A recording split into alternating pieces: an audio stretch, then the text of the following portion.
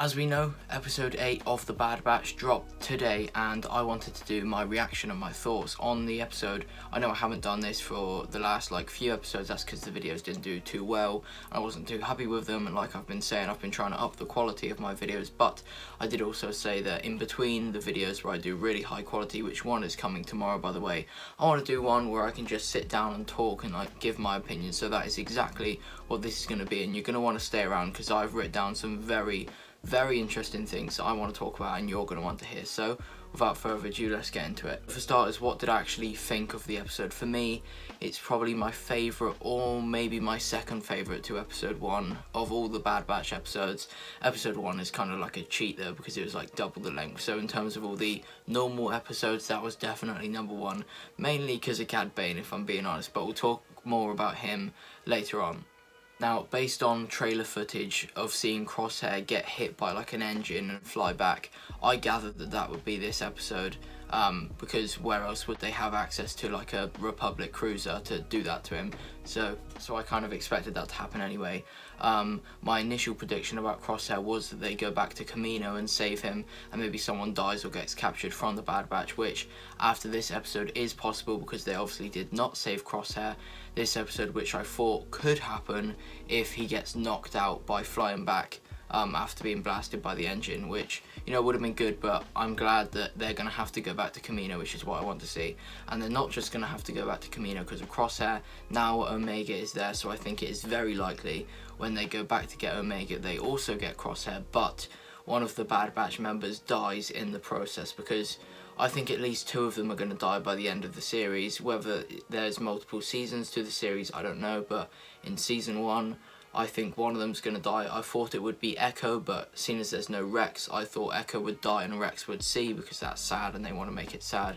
So I'm changing to Tech. I think Tech will die when they go and get Omega and Crosshair, and I think they will successfully get Omega and Crosshair and remove Crosshair's inhibitor chip, and obviously Tech is needed for that. But once they do that, Tech will die in my opinion. They also have a much greater chance of being able to do that, as Crosshair is very injured at the moment. So if they go to Camino to try and save him, he's not going to be able to fight against them. So I think the perfect time is either this coming episode or the one after that, because Crosshair is in a bad condition and they'll be able to tie him down with ease and remove his chip. So then obviously I think Tech will die after they do that, because they're going to need him to do that. I think Wrecker's had his time of nearly dying and nearly turning on the Bad Batch. I think he's safe. Hunter's the main character. I think he is safe. Omega definitely safe. I thought Echo would die when Rex is there.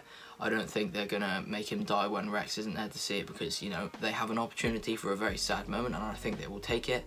But maybe he could die when they go back, as Tech is very important to removing Crosshair's chip. So if they don't remove Crosshair's chip on Camino, then it's likely that Tech will survive and Echo maybe dies, or none of them dies, or maybe Tech dies and they have to take a Crosshair with an inhibitor chip still to try and find Rex, which would be very cool, which could then lead up to what I'm saying about Echo dying.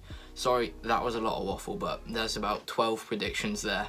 Surely one of them's got to be right.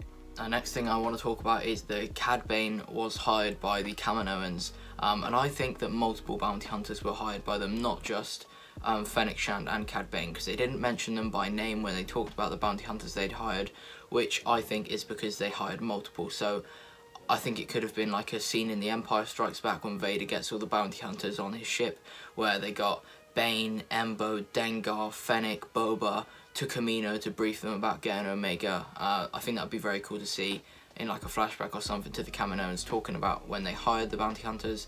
That would be great. So yeah, I think we will see more bounty hunters in the Bad Batch series, and I'm so glad they brought back Cad Bane, because well, it's very hard to argue with people saying Cad Bane is not canonically dead when there was nearly a full episode released on him dying. But yeah, it was never canon, and this just proves it. Cad Bane is alive, and I am so glad he's back, which I think it's very obvious he's going to be in the Book of Boba Fett now, and the upcoming Bounty Hunter series comics, because they just needed to confirm he was alive, and now they can use him in everything they want. And with his history with Boba Fett, he's definitely going to be in the Book of Boba Fett, but he will be very old in that series, so it's interesting to see what will happen. Now I have one more thing that I want to talk about, and that is Darth Maul. Now it's very likely that Maul got word of the bounty on Omega and wanted a piece of it for himself, so maybe he sends out someone to do his work for him.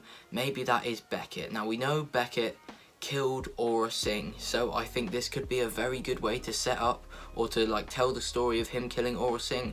Aura Singh and Beckett both went for Omega, maybe to intercept Bane on the way to Kamino, because they got word of Bane capturing Omega or something, and in that process somehow Beckett kills Aura Singh. I mean, I don't have like a full way of explaining it. I just think Aura goes for Omega, Beckett goes for Omega hired by Maul, and Beckett kills Aura Singh. Like, that could be a great way to implement that story from Solo into the Bad Batch and just link everything together. And then we get to see Darth Maul as well, and who does not want to see Darth Maul? So that's it for my thoughts on the Bad Batch. Just a quick video today. Like I said, low effort ones in between the high effort ones that I'm working on. I'm working hard on the edit for tomorrow, so you know, I didn't want to spend too much time on this one, because like I said, I'm trying to really put out some good videos. So look forward to tomorrow's one. It should be 5 PM UK time. I hope to see you all there. I really hope it does well, because like I've been saying, I'm putting effort into these ones. But yeah, let me know what you thought about what I thought on the Bad Batch. Let me know what you thought about the Bad Batch, and yeah, thank you for watching. In a bit.